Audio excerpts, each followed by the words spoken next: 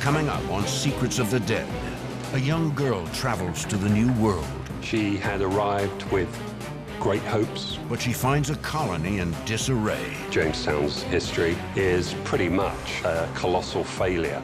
Nothing to eat, so the monster of hunger is loose. Was she the victim of a terrible fate? Colonists were forced to do those things that nature most abhors. Jamestown's Dark Winter on Secrets of the Dead.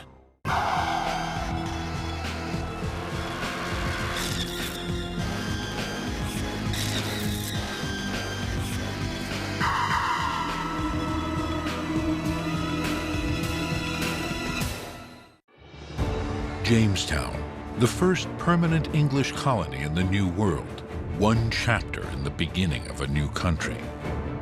But the colony has a dark secret, a horror hidden away by time.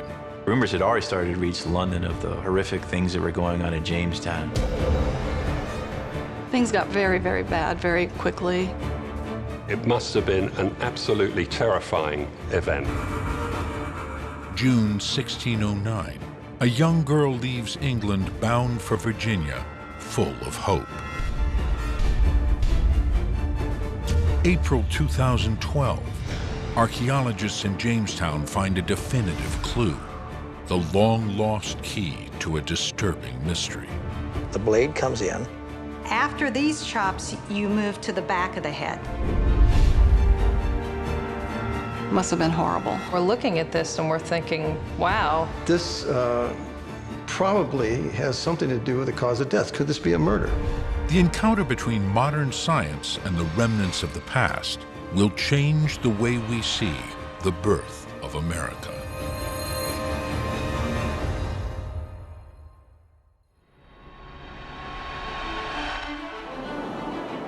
In the summer of 1609, a fleet of English ships sails across the Atlantic, bound for the American colony in Jamestown, Virginia. A young girl is among the hundreds of passengers, a girl whose real name may never be known. The young girl is aboard, and this is part of the biggest fleet to have left England for Virginia. It carried over 500 settlers, 9 ships.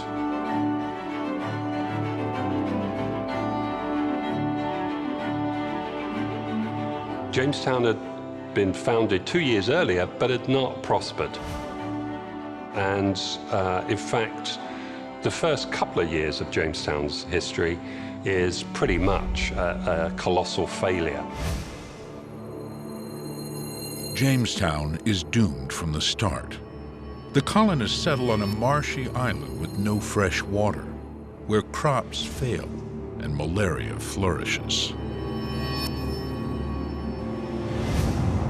Of the first 104 settlers who come to Jamestown, all men, only 38 survive even the first 7 months. The next year, fire nearly destroys the entire settlement. The English had tried to settle America before with little luck. A colony was seen as a place where a person went to die. This was really a tough place. To establish this colony was difficult and dangerous. Most colonies fail. Most colonies were lost colonies. And they usually failed within the first 12 months for a variety of reasons. Extreme weather, lack of supplies, Indian attacks. 2 years after its founding, the desperate colony of Jamestown still cannot feed itself. Already, this is the 3rd expedition sent to Virginia, a 3rd emergency rescue mission. Perhaps this time, Jamestown will be saved. So the young girl is part of this great effort to re-establish the colony. And there was a grand vision for an English New World, an English America, that it would in time rival the great Spanish Empire to the south. This fleet carried the hopes of the nation, and she went with those hopes too. She was a young woman, very young, and would have probably left her family behind.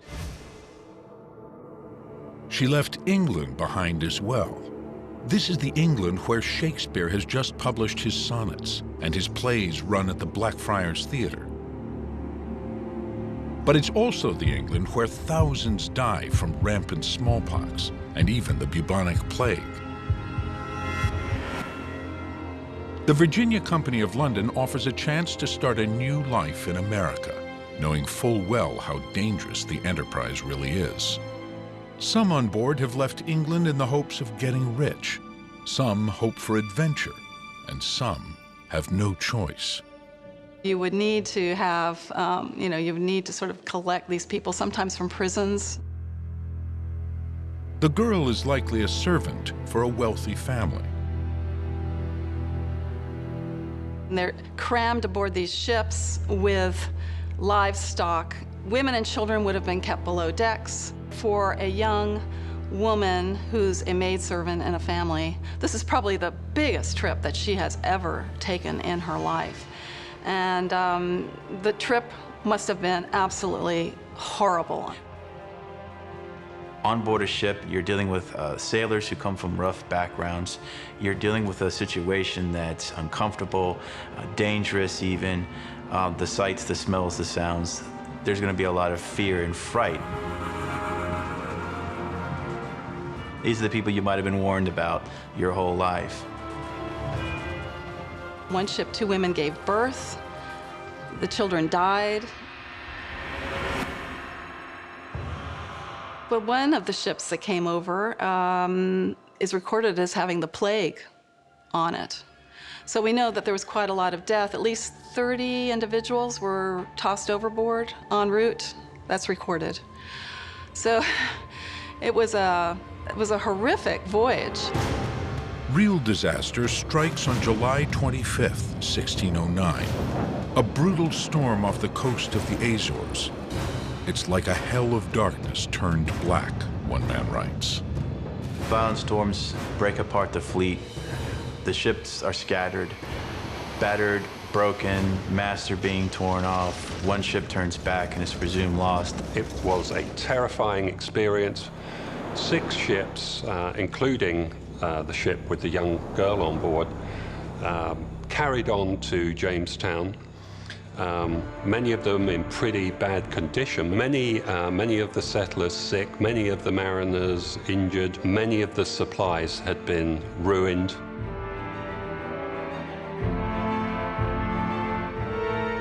But finally, the ships limp up the James River and arrive at Jamestown.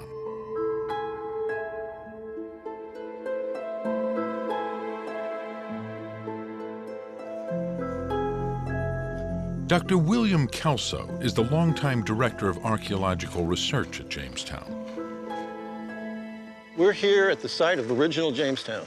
It was first settled in 1607, and it lived on to be the first permanent English settlement in the New World. We've been excavating here for over 20 years. What we've discovered since we began was the outline or footprint of a triangular fort. Almost 500 feet of wall line or palisade line around it. We've also been uncovering various buildings that were built through time within that fort.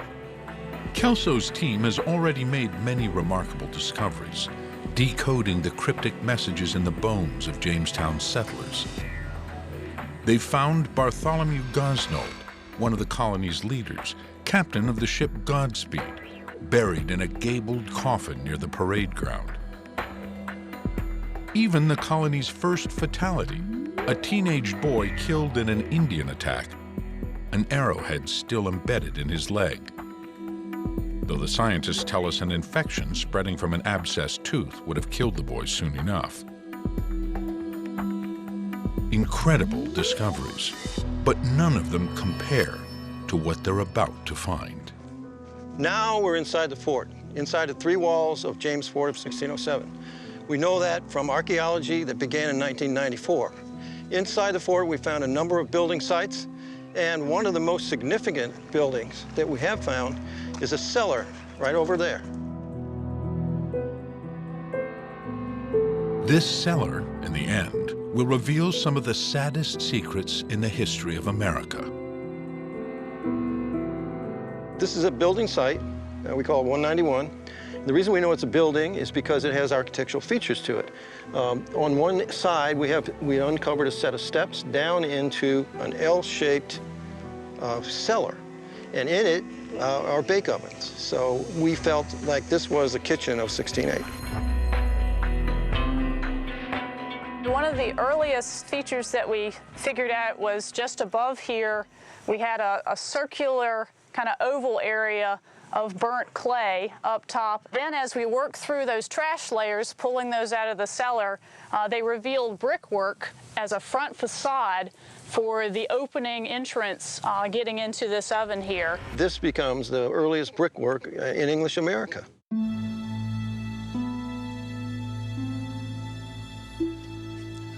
Jamie May has worked with Bill Kelso since the excavation of James Fort began 18 years ago. She's now a senior archaeologist at Jamestown.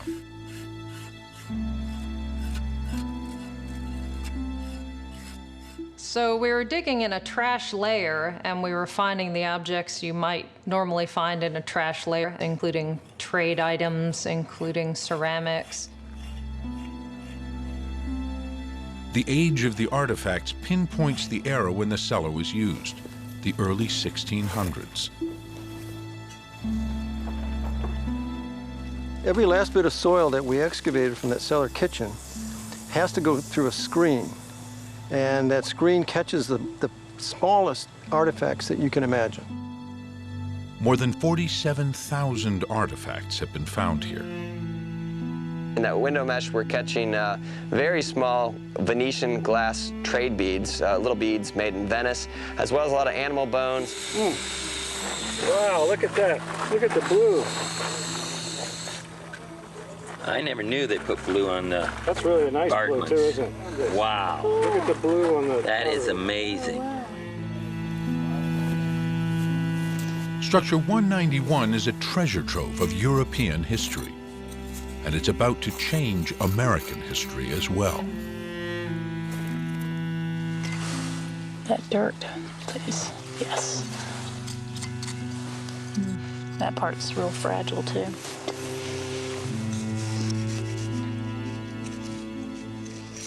Yeah, now it's loose. We found that we were getting a little bit of a strange assemblage that included things like cats and dogs and horses.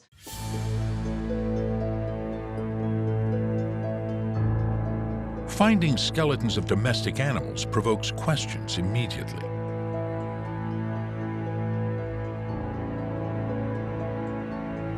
Which was a little bit more unusual. You wouldn't expect for people to be throwing these animals in the trash, so what's going on here?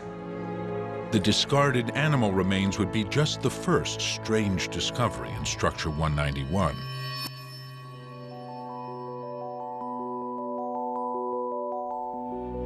To the colonists, the ships arriving in August 1609 seemed to be a godsend. 6 battered and broken ships reached Jamestown. On one of those ships was the young girl. The nameless girl has made it to the New World at last. She's kept her appointment with destiny. But this was not the great fleet that the colonists already in Jamestown expected to see. Many of the supplies had been ruined, and there was inadequate food for those who were arriving, maybe about 300 settlers, and those who were already in the colony. They kind of limped in here to Jamestown with the hopes of salvation here, and instead they came during the worst possible time period. The girl has come to a world that is new, vast, and strange. Of the 130 people already at Jamestown, only 2 are women. Women in our early Jamestown period rarely get mentioned unless they do something naughty. And for instance, we know one of the first two women who arrived, Ann Burris, was a maidservant.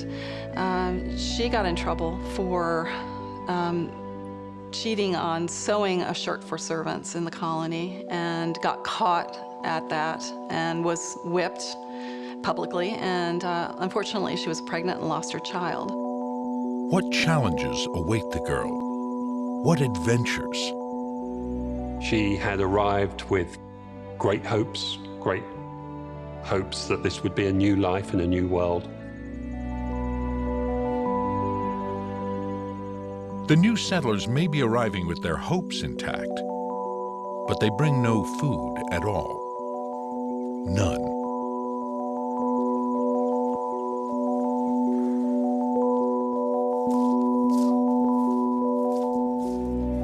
People in Virginia, they're hoping to be resupplied, and probably the last thing they want to see is 6 ships land without any supplies. More hungry mouths to feed in an already dwindling food supply.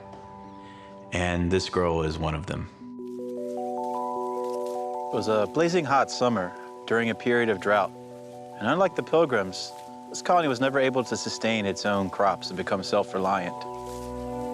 What kind of life will the arriving settlers find in the new world? George Percy, one of the original colonists and the president of the settlement, described it this way. There were never Englishmen left in a foreign country in such misery as we were in the new discovered Virginia.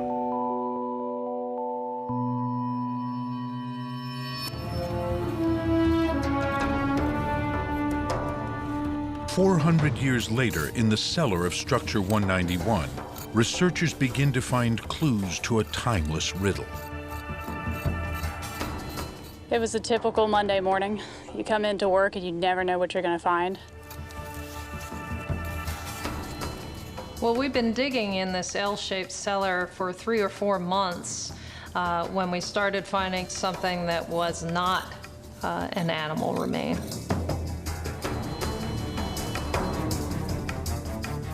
One of the students on her swipe across the layer of soil hit teeth, and she alerted me to it, and so I went over and took a look, and yeah, they looked like human teeth to me. We found teeth and a jawbone and other fragments that were not cats or dogs or horses, but we could say conclusively that these were the bones of a human being.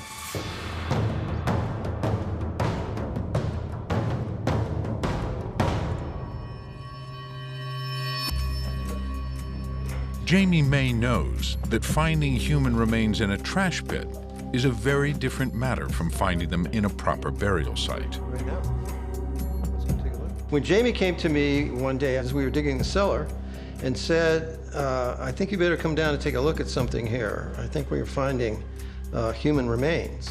We're over in this portion over here, so right, Okay. almost exactly right here Yeah. in the trash layer where we've been working. I thought I had to take a look at this pretty close, so I went down and take a look, and sure enough.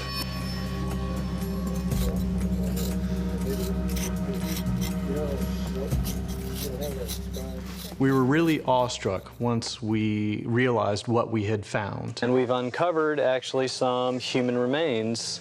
This is a cranium in situ, and right next to it there is a native pot. And we're gonna try and remove these intact right now.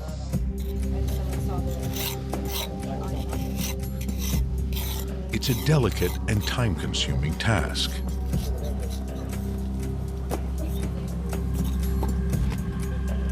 Right now we've taken out the native pot that was right here, so we're going to try and pedestal this around so that we can remove this as one big block of dirt and then excavate it in the lab. So finding these remains in the context in which they were found was Super exciting. We all knew that this was going to be big, almost as big as when we found the fortification. Their hope is to extricate the bones in one single block of dirt, leaving the full excavation for a more controlled environment. The major questions that occurred to me when I first saw the remains: why is it here? Why is it in the trash? It's the next question. Well, how did this person die? Who was this person? The bones are immediately brought to the on-site laboratory. Tight temperature and humidity controls are necessary in order to not cause any further damage to the human bones that haven't seen the air in 400 years. We usually do the real fine excavation of the remains in the lab here at Jamestown using small picks and brushes, being careful not to put any marks on the bones. Within hours, the scientists come to their first major conclusion. They believe they can tell the gender of the person to whom these remains belonged. Look at how thin and slight this is. Young girl? Yeah. Around those two missing teeth, which might speak to her, her health at the time. You can see the roots and everything. And how thin walled that is. That doesn't look healthy. No. Poor girl. It had all the characteristics of being a female, which was pretty exciting because there weren't that many women. The bones belong to a young woman or girl. Determining her identity will haunt the scientists. Who was she? Quite early on, we actually talked about naming this young woman. We thought this would give her her dignity and enable her to tell her story in a way that would not turn people off if we could personalize her. Finally, we came upon Jane, like Jane Doe. Jane. These are the remains of the unnamed girl who arrived in Jamestown 400 years ago. The archaeologists are beginning to untangle the mysteries of Jane's life. That summer, the colonists managed to plant a 7-acre stand of corn. So at least they had that meager supply to live off of. But trouble awaits the colony. The entire crop of corn is devoured just 3 days after Jane arrives. There will not be another harvest. One man might be able to save Jamestown. The legendary John Smith, president of the colony. Smith is a deeply practical man. He trains the settlers to farm, repairs the fort, and trades with the natives. He organized work crews. He had the first well dug. He was someone with the common sense to get the settlers through these difficult times. One story about John Smith that everybody knows is the story when Pocahontas supposedly saved him from being executed by her father. The Pocahontas story is at least partially true, but not everyone in Jamestown loves John Smith. He's probably exceeding his authority, but he's simply kind of going commando here and saying, you know what, this is what we're going to do, and I'm going to make you do it. Some of the gentry leaders accused him of being vainglorious, unworthy, ambitious. He did not take kindly to being told what to do by his social superiors. And of course, that led to a lot of conflict. In October of 1609, there is a so-called accident where an explosion takes place with his gunpowder in a pouch, and he's severely injured. But I think it was no accident. I think it was an assassination attempt. So John Smith left. At his earliest opportunity, he took a ship back to England to recuperate. And he was never allowed to return to Virginia. Just 2 months after Jane's arrival, Smith is gone forever. relations with the Powhatan Indians deteriorate quickly. The English really depended on the Powhatans for food supplies. But the Powhatan had decided that enough was enough. With the spread of English settlement, they no longer wanted to support the English, they wanted to get rid of them. And so, in the fall of 1609, they attacked and they lay siege to Jamestown. The settlers are trapped. The Powhatans kill anyone who ventures outside the fort. For those inside the fort, death awaits them outside the walls. This same fort that was supposed to protect them from the Spanish and from the Powhatan has now become a coffin. And the people inside are feeling hunger, they're feeling the stress, they're starting to break down. There's sickness and starvation. By November, they're completely out of food. All of us at Jamestown began to feel the sharp prick of hunger, which no man truly described. But he who had tasted the bitterness thereof, a world of miseries ensued. And there's also disease. And we know today what's causing that disease. The wells are polluted with E. coli. There's things in this water that are going to kill people. The water contains not only deadly bacteria, but also traces of arsenic. It's poisonous. Bad water conditions, disease swept through the colonists. 300 individuals confined to the fort, many of them sick. We know that some had the plague when they arrived. How's he doing? He has fever. Jane finds herself in a living nightmare.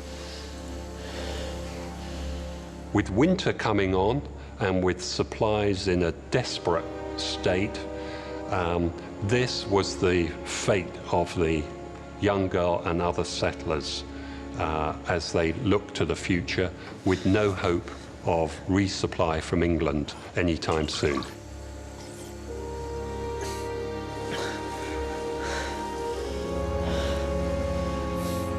Disease swept through the settlers during these months of the fall of 1609, probably dysentery and typhoid, intestinal diseases.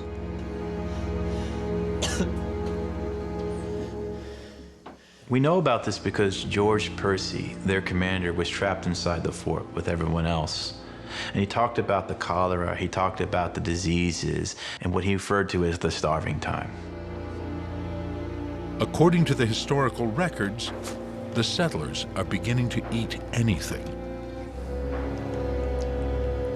Having fed upon our horses and other beasts as long as they lasted, we were glad to make the shift with vermin, as well as dogs, cats, rats, and mice. They have no prospects of food. There's nothing to eat. So the monster of hunger is loose.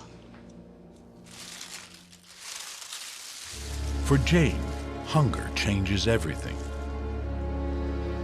What was once revolting is now a secret prize to be guarded carefully. Things got very, very bad very quickly. Jane is a witness as death and disease grip the colony. She's a living, breathing person at a time period where people are dropping all around her. It seems she's come to the new world just to watch people die. Over 3 out of every 4 of the settlers die during the starving time. Most of them are dead by Christmas. Over the next 6 months, some 240 of the roughly 300 settlers perish.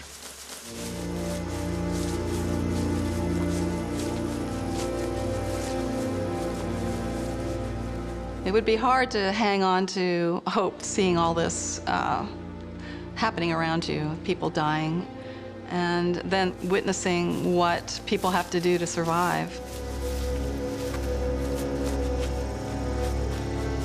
Most of the people in Jamestown do not survive. You're talking about a siege, you're talking about fractured leadership, you're talking about a lack of purpose, you're talking about all the conditions where civilization, or the veneer thereof, breaks down.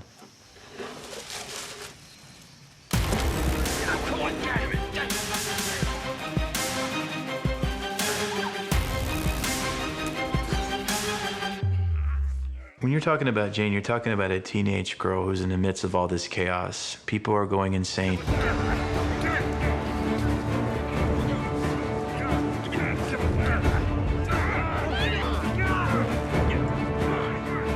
The end of days has come to Jamestown. In these conditions, in this sort of Lord of the Flies scenario, anything is possible.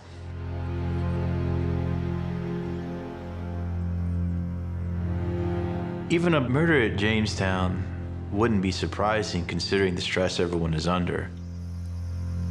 What will become of Jane?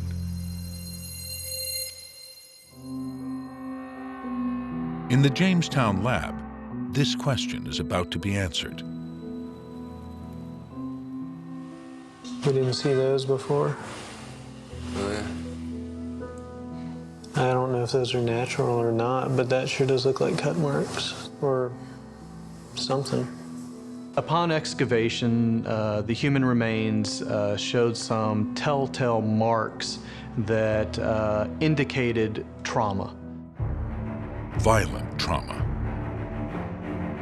We've been working at Jamestown for 20 years, and we have found over 2 million artifacts. We found over 80 burials. And none of the burials showed any signs of as much trauma as we could see just on this skull. You can maybe see them better.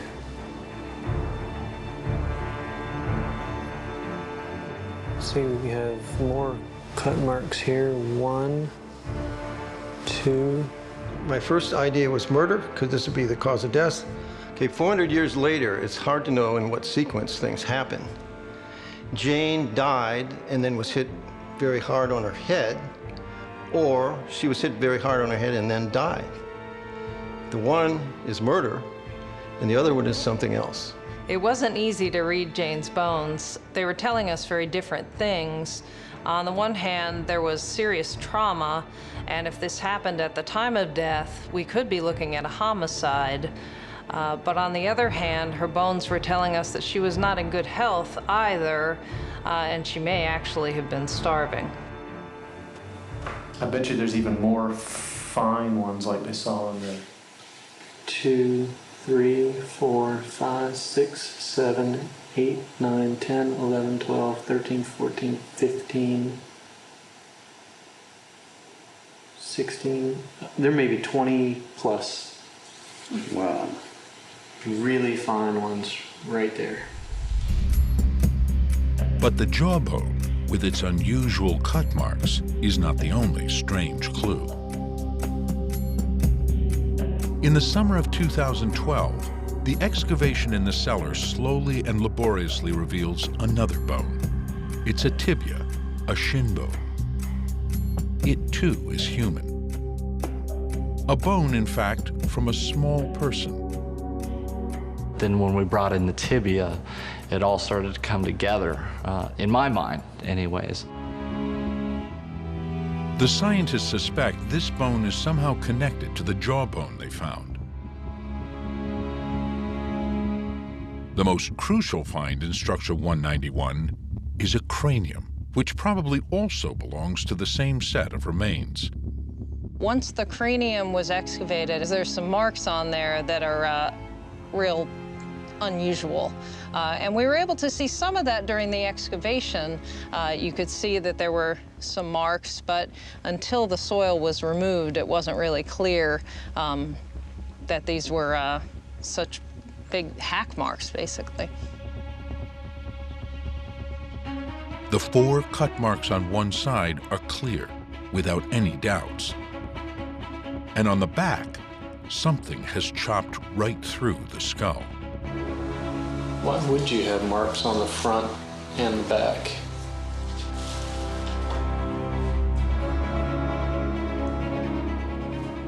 Jane's skull obviously showed cut marks on the forehead and a heavier blow to the back of the skull. I really wanted to look at it more closely to see if perhaps this was a sign of a violent death or murder. We saw more and more marks that were pointing to a possibility even more bizarre than murder. Frankly, I was speechless. We look at this and we're thinking, wow, this could be evidence of cannibalism.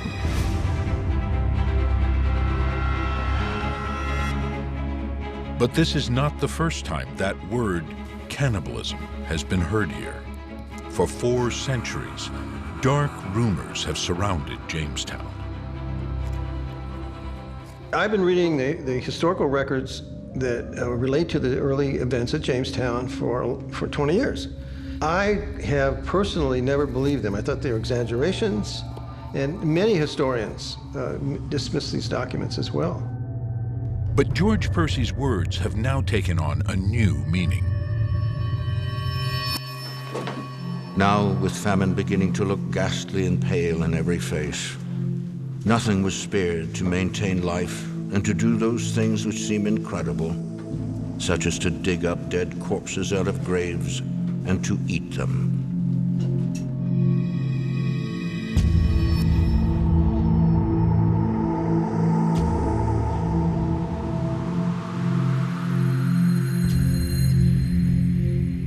And that's what we think happens to Jane.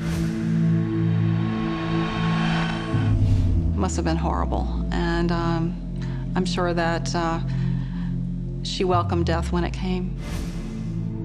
But the scientists want to know more about Jane. What happened to her after she died?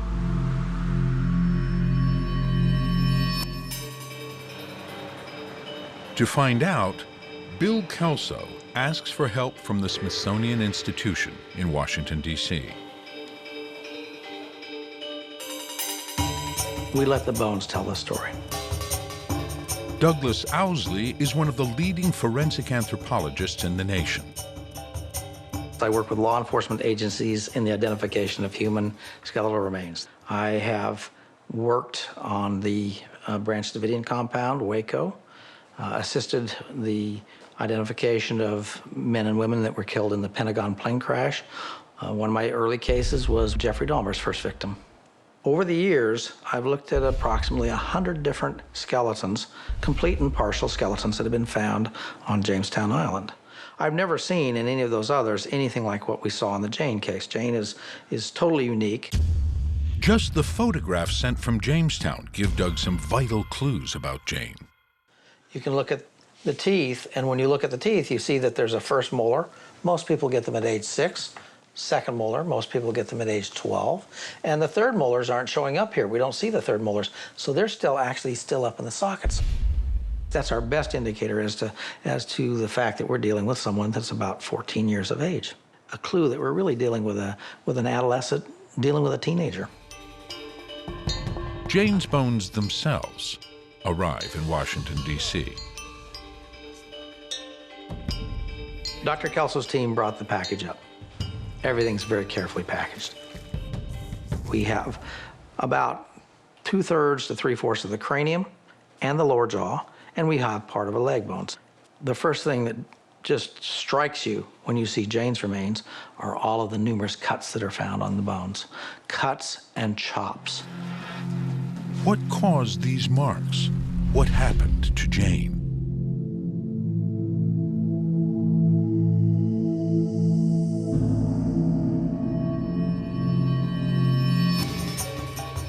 The story begins to materialize. It's a story that's all written in the bones, especially in the cranium, the most revealing of the remains. Karin Bruelheide, Doug's longtime associate, will help explain. Well, the first thing that really grabbed me is when I saw the frontal. You had these 4 striations. They're very closely spaced. They're all the same size. They are really telling because they are very parallel, and because of that, you knew then that the individual wasn't moving when they were made. You know, it's just like analyzing a forensic case. If this individual was alive, it would have been struggling to get away, presumably. And so the fact that they're all very nicely aligned on that frontal bone indicated to us that she was already dead when these cuts were made.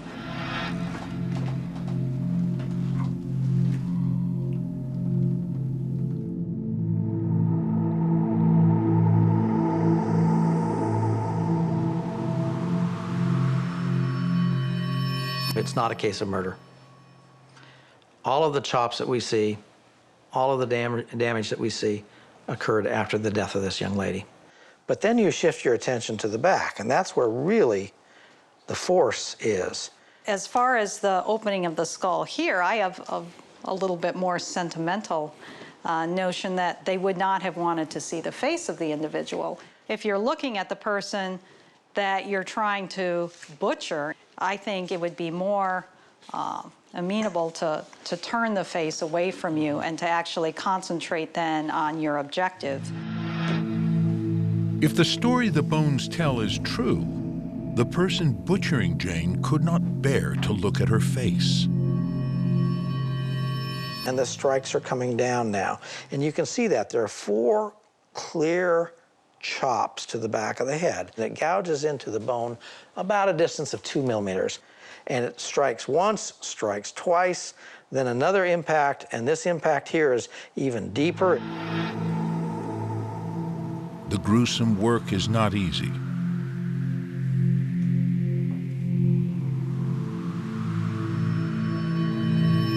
And then there's another really significant cut that I think is the one that in this whole process actually completed the fracture. It basically splits through and cracks the cranium at this point. The skull was being split open.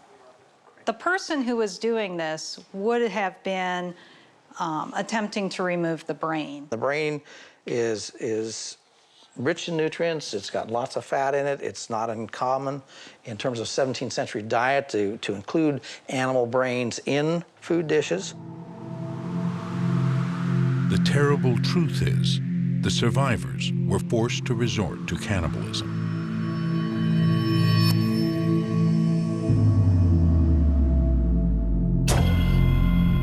What we have with Jane is what we call survival cannibalism. Jane was eaten so that the others could live. At least 3 people were eaten in Jamestown during the dark winter. Further testing will reveal more about Jane and the people who ate her.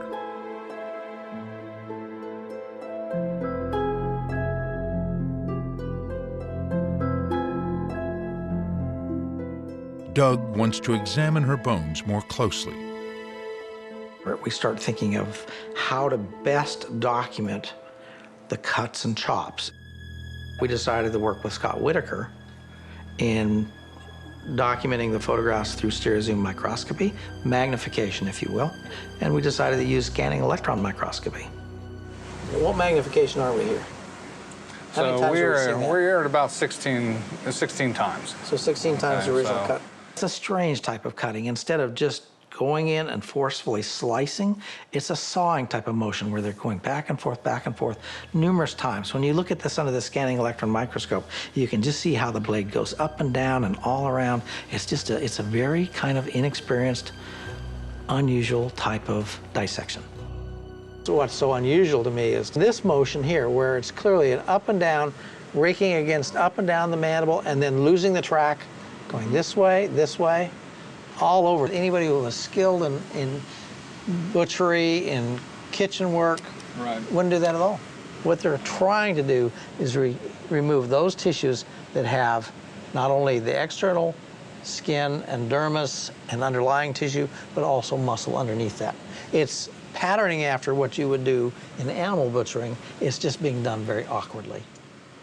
Bottom line is the person really didn't know how to use a knife. So we also have to remember that this is a little girl. So we have to consider that as we look at these tool marks. You know, they're tentative, they're not confident. This is a person, this is somebody they know. Jane's bones tell us both how she was butchered and how difficult it was for the people who performed the task. Were these people really monsters? No, I think they were just normal people that had to survive. They were ordinary people who were starving. People like us. Modern technology can tell us even more about Jane. The Smithsonian team uses a single tooth to test the chemical isotopes in her body. We know that from the forensic analysis that she was a 14-year-old English girl, probably from the South Coast, based on stable isotope tests of the teeth. We can know that she's English because the stable isotopes tell us that she was raised on wheat and barley, the European foodstuff, instead of corn, which is American. The isotope tests reveal that Jane only lived in Jamestown for a few months in 1609. She arrived in August, and she died that same year. And then her flesh was eaten. Many of these were considered tall tales, but now we know that they're true, that we have physical evidence that shows us that cannibalism did take place here at Jamestown in this starving time period. Driven by insufferable hunger, colonists were forced to do those things that nature most abhors: eat human flesh. Jane's bones serve as decisive physical evidence of cannibalism. With Jane, after 400 years, we now have the body, and the marks on her cranium are the smoking gun.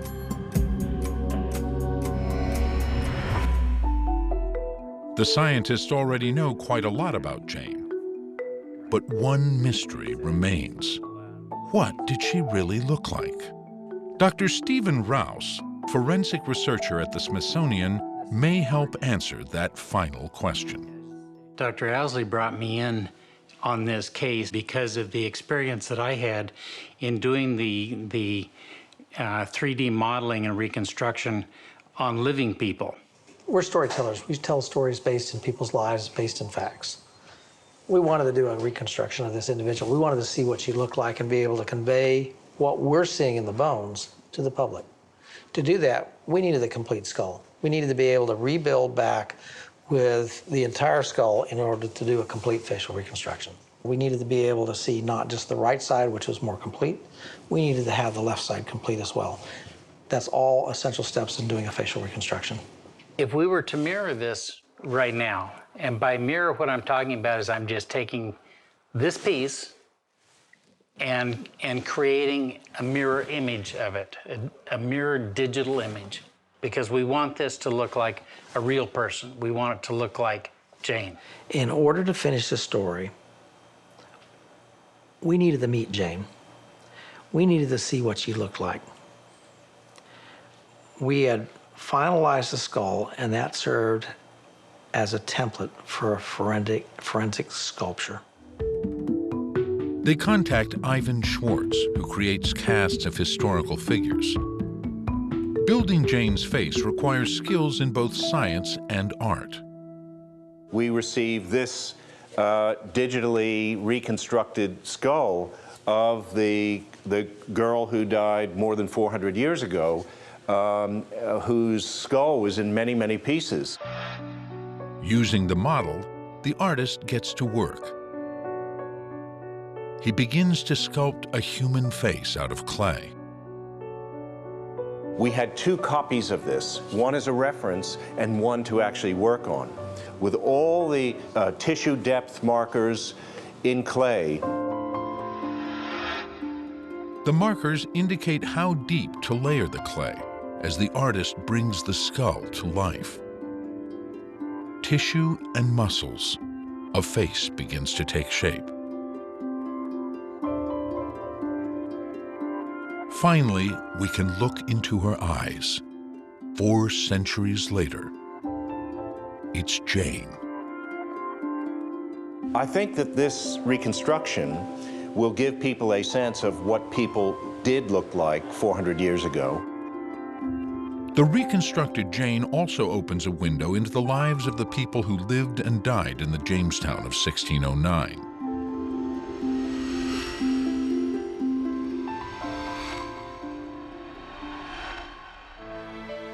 And now, Jane lives on as the focal point of a public exhibition at the Jamestown Museum. The reconstruction is the result of collaboration between scientists, patient work with endless attention to detail. And today, visitors can look at Jane and understand her story. Archaeology has given Jane a voice that she did not have. The surviving settlers of Jamestown discarded her remains. They didn't even have the strength to give her a proper burial. But that's what made it possible to tell her story today. Jane is one of a kind, and the chances of finding the remains of a victim of cannibalism are so remote as to be unimaginable. This is an astounding discovery. From the tests we've been able to do on her bones, we now know more about her than we do of any other woman during that early time period. But now she is sort of representing all those young women who, very bravely came to Virginia in those early years. Jane could not have known what awaited her in Jamestown, just as we never knew her until now. Jane certainly puts a face on the starving time, especially a female face, and we know so little about the women who were here in those early years. At first, we just had a few bits of bone, a skull, but now we've been able to study it. We've put her together, we've done a facial reconstruction, she's able to tell her story, and wow, what a story. Jane was a girl from the coastal plains of England, just 14 years old. She arrived one hot summer, one face in a crowd of many. The new world and her new life stretched out before her. To have physical evidence that cannibalism had taken place here was an incredible find. No other site, archaeological site in any part of the Americas throughout this entire colonial period, 16th, 17th, and 18th centuries, has ever come across an example of cannibalism from physical remains. Jane tells us a brutal story, but it is heroic too, because we can read in her bones the kinds of things that people had to go through to establish our country. We now know much about her physical life and death, but still nothing about what she thought or felt in those hard months in 1609. Did she fear for her life? She lived through the worst of times: hunger, disease, violence, death. Her remains show us how hard it was to forge a new nation in the swampy, malarial land surrounding James Fort.